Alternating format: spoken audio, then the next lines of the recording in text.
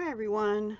This is a VR for Shirl's Crafty World here on YouTube.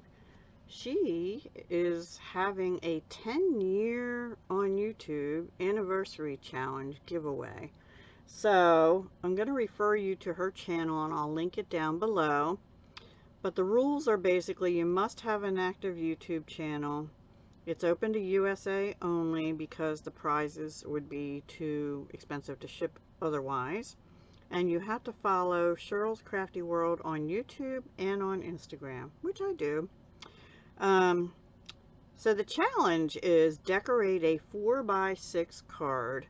It could be an index card or not, but you only decorate one side and you leave the back blank because she's going to make a crafty junk journal, I think she called it, and put a page per 4x6 that she receives, and then also make a 3x3 card with your information in it. So I guess that if she shares them on YouTube, she can know who they came from and whatnot. She said she's going to have 10 or more giveaways, so I don't remember if she even showed them. She probably did. I don't know. Or she might have just talked about it. Doesn't matter. I don't really need anything. I just like helping support other channels sometimes. And but you have to get it into her before the end of August. Now, she does have her P.O. box on her channel. I'm not going to share that. Go over. This is all from her description area of her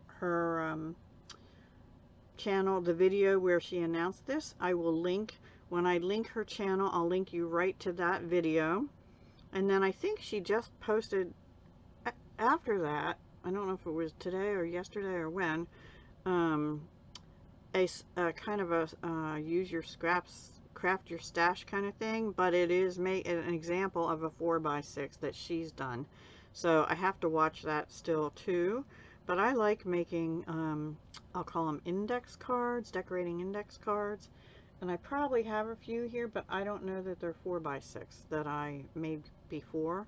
For example, well, this might be actually, this is one I could send to her because I've already made it. It's blank on the back.